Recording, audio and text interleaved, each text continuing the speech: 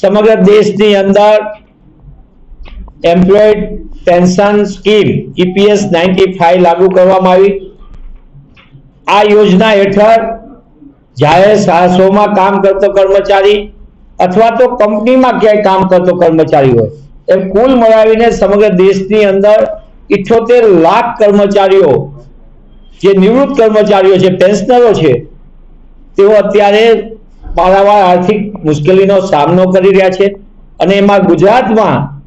આ 4 લાખ કર્મચારીઓ પેન્શનરો છે EPS 95 હેઠળ। EPS 95 ની આખી વ્યવસ્થામાં વર્ષો સુધી પોતાની જિંદગીના યુવાનીથી લઈને નિવૃત્તિ સુધીના સમયમાં એટલે કે 30 થી 40 વર્ષ પોતે જિંદગીની અંદર પોતાના પૂર્ણ સમય જે તે સંસ્થા માટે કામ કર્યા હોય એ કર્મચારી નિવૃત્ત થાય ત્યારે માત્ર એને 1200 રૂપિયાથી 1500 રૂપિયા, હું ફરી કહું છું, 1200 રૂપિયાથી 1500 રૂપિયા જેટલું નજીવા પેન્શન। તમે વિચાર કરો, એક તરફ સતત વધતી જતી મોંઘવારી, નિવૃત્ત માણસોને આરોગ્યના અનેક પ્રશ્નો થાય, જેમ ઉંમર વધતી જાય એમને પરિવારની અંદર આર્થિક હાલાકીનો પણ સામનો કરવો પડતો હોય છે અને આ બધી અસમાનતા વચ્ચે જીવન જીવવા માટે મજબૂર બની રહ્યા છે। આ પરિસ્થિતિની અંદર સરકાર સામે વારંવારની રજૂઆત, કોંગ્રેસ પક્ષે પણ આ મુદ્દાને લઈને ભારત સરકાર સમક્ષ મુદ્દો રજૂ કર્યો હતો અને ફરી આ મુદ્દાને લઈને કોંગ્રેસ પક્ષના વરિષ્ઠ નેતા અને અમારા રાજ્યસભાના સાંસદ સન્માનીય શક્તિસિંહજી ગોહિલ અને લોકસભાના સાંસદ બહેન શ્રી જ્ઞાનીબેન ઠાકોર, કેન્દ્રીય નાણાં મંત્રાલયને અને EPS 95 જે સ્કીમ જેના હેઠળ આવે છે શ્રમિક મંત્રાલય એને પણ આ સમગ્ર બાબતે દેશના 78 લાખ કરતા વધુ EPS 95 સ્કીમ હેઠળના કર્મચારીઓને વ્યાજબી પેન્શન મળે એટલે કે 7500 રૂપિયા લઘુત્તમ પેન્શન મળે અને એને DA સાથે જોડીને એટલે કે લગભગ ઓછામાં ઓછું પેન્શન 10,000 રૂપિયા આસપાસનું મળે અને જેમ જેમ મોંઘવારીનો દર DA વધતું જાય એમ એમને મળે, એમને આરોગ્યનો ખર્ચ મળે, એ કરીને કરીએ તો ઓછામાં ઓછું 10,000 રૂપિયાની માંગ સાથે કોંગ્રેસ પક્ષ લોકસભા અને રાજ્યસભામાં આ મુદ્દાને લઈને આગળ વધશે। આપણે એ પણ જોવું જોઈએ કે દેશની અંદર EPS 95 હેઠળના જે કર્મચારીઓ છે એ કર્મચારીઓની અંદર 50% કરતા વધુ કર્મચારીઓને તો માત્ર 1200 રૂપિયાથી આસપાસનું જ પેન્શન મળે છે। બીજા થોડા કર્મચારીઓ છે એને 2000 રૂપિયા જેટલું પેન્શન મળે। ત્રીજા કોઈ કર્મચારી છે, થોડાક કર્મચારી 0.06 આસપાસના એટલે કે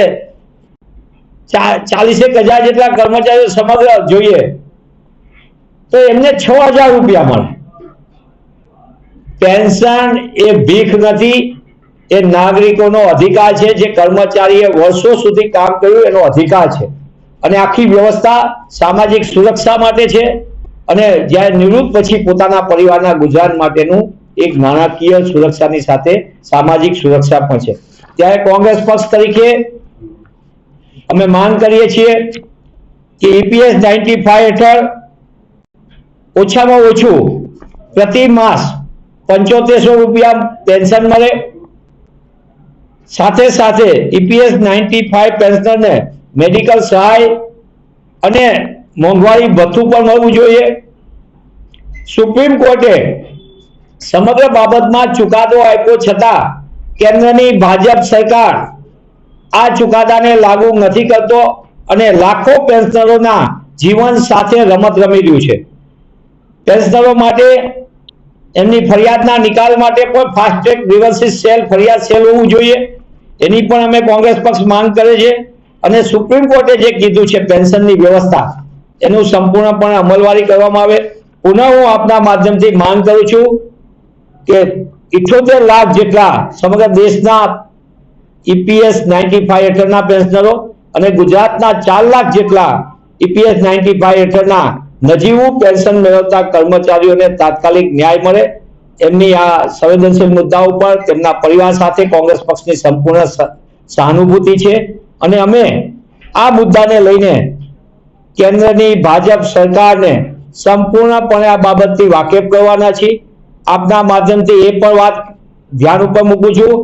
એક તરફ પેન્શન નજીવું આપીને લાખો પરિવારના જીવન સાથે રમત રમી રહે છે અને બીજી બાજુ 30,000 કરોડ રૂપિયા